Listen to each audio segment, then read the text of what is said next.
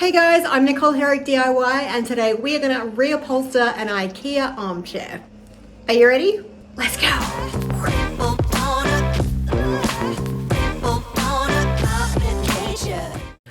Alright, so this one is the Ikea Karlstad, but this will help you basically reupholster any kind of armchair. This one actually has removable covers, so if you've got an Ikea Karlstad and you didn't know that you could remove the covers and wash them, you can. But if you want to change it to a different fabric, here's how. Alright, so I bought this armchair on Facebook Marketplace, I think, or Gumtree, one of the two, for $20. It's pretty mucky, just had like arms, dirty hands on it all the time. It didn't actually come with scratches. Cheeky provided those for free. Let's start by having a little look at this armchair, seeing how it's made, so that we know how to make new upholstery for it. We're actually going to take all the fabric off, use that as patterns to make the new covers. So to get started reupholstering any piece of furniture, all you need to do is tip it over and see how it is put together and how it is either stapled on or velcroed on, or just have a look and see how it is made. Then you can start ripping it apart and take notes if you need to, so you can work out how to put it back together again. Okay, I'm going to turn it, have a look at the back here. Okay, all seems to be connected. Let's have a look underneath. Okay, so under here we have, how is this connected? Ooh, this is actually connected by Velcros. And you can see here that the arms appear to be attached by these. So hopefully I can just take these off, disattach the arms. Now the ideal tool to take these nuts off, because they have such long bolts, ratcheting ring spanners would definitely be best. All I had at hand was an adjustable spanner and it did the job. It was just a little bit more difficult. So if you do have ratcheting spanners or ring spanners, give those a go. Okay, all of those are out. I've kept these together because I don't think I need those. Let's see if this pulls apart. Oh my gosh, so easy. Look at that.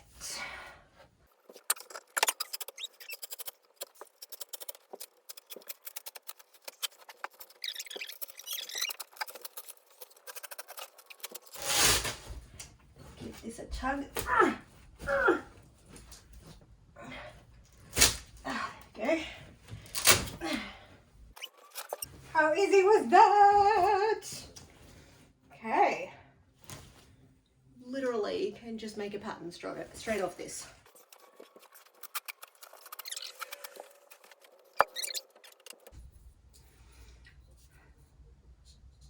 Right arm. Just so I know the difference between the left and the right arm. Stick that on here. Okay. Next up, I want to label all of the pieces of the pattern that I'm going to make. Now, because this fabric is already quite destroyed with Cheeky ripping it apart, I'm just going to draw directly onto the fabric and then seam rip all of this apart.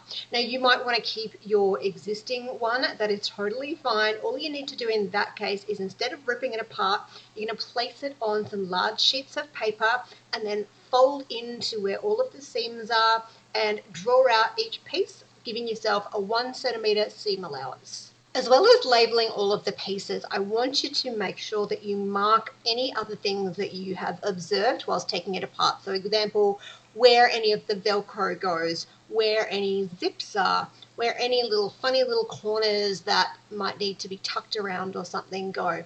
Also, there are certain parts where I'm not going to seam rip because they've got this lining fabric in it. I'm just going to keep all those pieces together because they're literally just joined together with straight lines. So instead of saving on fabric and putting some lining fabric in there, I'm just going to use the same fabric for the lining so that it's just one full piece. All right, so I wanted to give you sort of an overview of each of the pattern pieces that I created for this armchair. Now you might be doing a completely different armchair, so these don't have any of the intricacies of the pattern pieces. I just wanted to give you an overview for those of you who do already sew and know what patterns look like, and this should be helpful. So here is the arm. So I've just got one arm here, but obviously you need to times that by 2. So the inside piece is just this piece here. The outside piece will be this on the other side. So for example, on this arm, it's this piece here. And then this is called the gusset of the arm. So it's the piece that goes all the way up here, all the way along here, and then down along the back. And it joins the inside and the outside of the arm together. This is the center section. So for me, it's just one long piece. So it goes all the way from here up and then down behind the cushions, up and over the back, and then down to the bottom. Now for the base cushion, I've got a top and a bottom. So I've got top, and then underneath is the bottom. And then it's got a gusset as well. So the gusset goes all the way around, but it's actually in 2 sections. So at the back of each base cushion, there's going to be a part that has a zip in it, and it's divided into 2 pieces with the zip here. And once that zip is put together, it becomes the same thickness as this gusset, and then you join these pieces and it becomes a loop that goes all the way around the top and the bottom to create the base cushion. Now for the back, I didn't really like this back cushion, so I decided to change it for mine.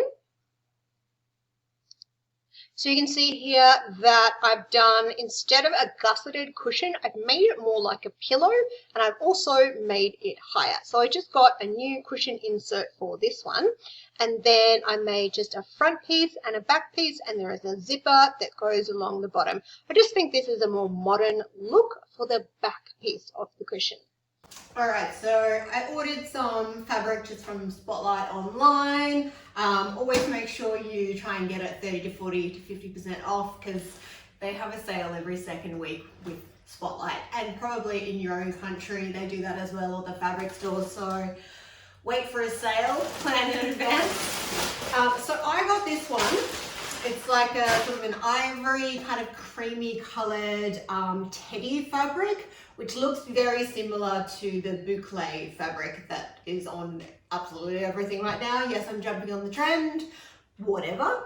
This one does have a little bit of stretch in it, but it's only a little bit, so it shouldn't matter. Actually, Nicole, it kind of does matter, but if you've got a stretch fabric, it's okay. You just want to iron on some interfacing that's non-stretch, and that will stop it from moving around all over your couch. I didn't do this, and it does move a little bit, but it's not too bad. All right, so let's grab the patterns that I've ripped apart. I'm going to pop these on and cut them out. All right, so I'm going to start with one of the arm pieces. So you can see here that I've got sort of all of my markings on here. I think this originally would have gone here. You can see that I didn't unpick this seam or this seam. I just don't feel I need to when I've got sort of quite a bulky fabric. So yeah, I didn't worry about those. And what we need to make note of is where are all the pieces of Velcro. So I'm actually going to, after I've cut this out, I'm also going to cut and place all of the Velcro. Now you might notice on this piece that you can't see that little V on the right hand side there. That's because I'm basically cutting a corner and just bringing it in because I've got that little bit of stretch in this fabric and I didn't stabilize it. That's not the right thing to do. Just don't do that. So now I'm utilizing the existing Velcro because why not? So I'm just seam ripping that off and putting it in the exact same position as it was on the original pattern. If you are keeping your original fabric intact, then just make sure that you mark exactly where the Velcro needs to go on your paper pattern that you've made. Okay, so here is the inside of the arm cut out, and I've just got my Velcro pinned in exactly the same place that it was. I also didn't mention that because my fabric doesn't fray, I didn't unpick all the hems. I just left them as is and cut them to the exact size with hemmed because it's not going to fray. So, and it's a fairly thick, heavy duty fabric. If you've got a thinner fabric, then you definitely want to do a fold over hem for everything, just so that it's got more stability. Or if you've got a heavy duty one but it frays, you could just overlock it, or you could choose to add the extra hem allowance and fold everything up for extra stability and to stop it fraying, of course. And just to clarify, that's only hems that tuck under the bottom of the armchair. It's not seams that I'm talking about. So seams is where two pieces of fabric join together. You will need that seam allowance for all of those. Next, I'm cutting out the outside of each of the arms and also the gusset piece that joins the two pieces of the arms together. And then I'm going to stitch on all of the Velcro. I'm using a walking foot, and what a walking foot is, in case you don't know, is just that it has teeth on the top. So you've got your feed dogs in the machine underneath, and it kind of has the same thing on the actual foot, and it helps to like push everything really evenly from the top and the bottom. So that's all a walking foot is. You don't have to use a walking foot for this one, but a walking foot is an amazing investment. I bought this for $20 on eBay or Amazon. It's an off-brand one, but it works on my brother machine. These are so worth the investment, like 20 bucks, and it helps with any thick fabrics or any like really stretchy fabrics, silks, anything like that. I basically keep this walking foot on the whole time. So if you don't have a walking foot, just get one. They're amazing. Now when you're sewing on your Velcro, you may get a little bit of friction. So you can see here that I've got my hand at the back of the fabric as well, and I'm sort of doing a bit of a pull and a push at the same time. You never want to like reef it through like really hard, but you just need to give a little bit of pull from behind and a little bit of push from the start, trying not to stretch it out as you go. And make sure you do the stitching all the way around all of the edges of all of your pieces of Velcro. All right, so I've got my Velcro sewn on. Ooh, I stretched that a little bit, whatever. I can tell by looking at these that this is the bottom because that's where the Velcro is, okay? If you don't have Velcro, or like you're doing some other furniture and it's just going to be stapled, if you're not sure, just like refer back to your pattern. You can use paper tape and write on here, this is the bottom, this is the front. Yeah, mark your front, your back, your bottom, your top, so that you know where everything is. All right, so I know this is the bottom, and this is my outer side of the arm, this is the inner side of the arm. So I need to actually turn these right way out, right sides together. That's what I meant. All right, so going to, before I even put in my width piece, I'm going to line these up on the corners, and I've actually already done this, but what we want to do is mark with a pin the center of the corners on each piece. So we don't want them actually like pinned together because that width of fabric will be in between these, but I want to mark the center of my corner, both on this piece of fabric and on this piece of fabric, and just make sure that they're sort of in the exact same position, which that one's not. Line up the back corner and do the same thing. Okay, just make sure. This is because these are rounded corners, and I'm actually just eyeballing this, but you could fold it in a diagonal so that you can get that diagonal center point. Now the reason I'm doing this is because my gusset has a seam in it where the first rounded corner comes around. So I need to make sure that that seam aligns perfectly on both the front and the back piece so that it's not all skew, if that makes sense. So this is just giving you a little bit of a tip on how to match rounded corners with seams so that everything aligns perfectly. All right, so now what I'm going to do is fold this side back, and I know that this is the front because here's my V for the back. Okay, this is where my seam is for the arm, the hand rest. So I'm going to put this facing right sides together, and I'm going to pin both pieces, or sort of all three pieces together as I go along, just so that we try and get nothing out of place if possible. I also want to remember what side of the fabric I'm going to be stitching on. So this one is going to be from this side in this direction, so I'll put my pins in this way, and then this one is going to be that way, so I'll put my pins in this side. just so they're easy to pull out. Doesn't matter if you put them in the wrong way, just pull them out from underneath. Alrighty, let's just go along a few inches. Okay, and you can put your pins this way or this way if you prefer. I just like this way better. Okay, go along a few inches, just being really careful not to stretch anything. Okay, a few inches.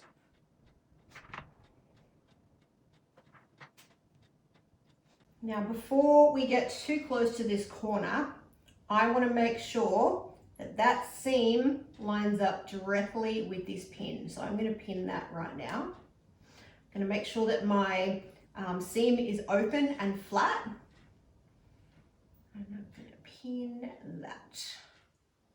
Then I can sort of just double check that those are both the same distance and we're looking good. Okay, I'm going to do the same with the other side. Match up my diagonal pin here, or the corner pin, with that seam. Exactly there. Turn myself around so it's a bit easier. And pop that pin in. It's in the wrong side. Hang on. Pop it in from this side.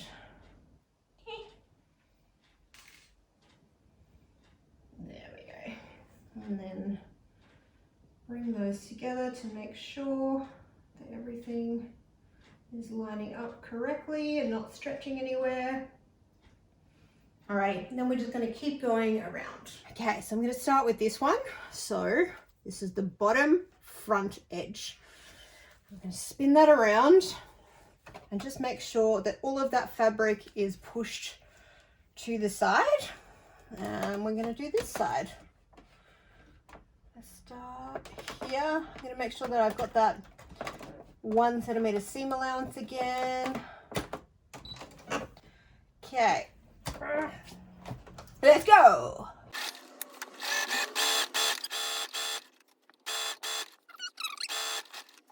Alrighty, we're coming up to a curve, so we're just going to take it a bit slower now. Ah! Stabbed myself.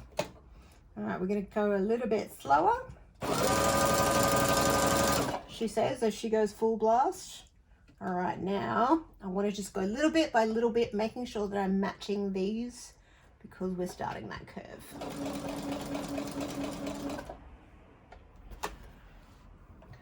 Pull this around, pulling the under fabric out, curving. We want to make sure that our seam is open and flat. And generally when there's an open seam, I will lift up the foot, tuck that under. I'm sure you know that by now. You're probably an advanced sewer. Or tell me if you're a beginner, intermediate, or advanced sewer in the comments.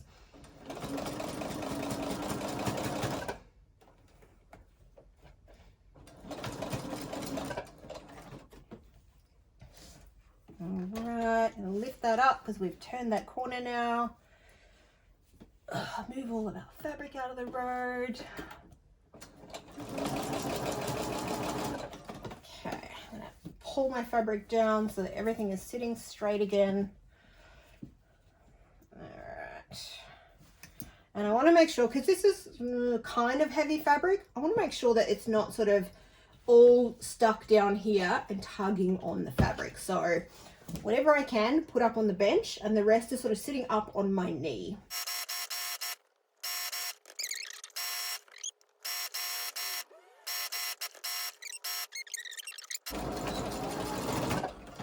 Alrighty. There we go. No! No! When did we run out of bobbin? Brother, you didn't tell me. This usually tells me when I run out of bobbin. But you failed me. You failed me! Oh my gosh. Please mark in the comments how many times you've done this in your sewing life. Ah! Okay, so I've flipped everything to the other side and just joining up the other side of the arm piece with the other side of the gusset. All right, so here I'm just cutting out the sort of center section of the armchair here, and I'm just sort of showing you a few little things. There's a couple of darts here. And rather than just sort of pinching the darts, I just cut out little triangles just to make it easier for myself to remember that I actually have to put 2 little darts there. There's another section here where I just need to cut a little snip, so I'm just snipping that. Another little section here where there's just a triangle cut out and it's actually cut through the Velcro, so I'm just going to mark that and make sure that I put the Velcro exactly there. And then just a few little bits where I need to like put a little pin tuck as well. So these are just sort of showing you some of the different things that are on mine so that you can kind of be aware that there's little things that you just kind of need to have a look at how it was originally made and just make sure you do the same thing.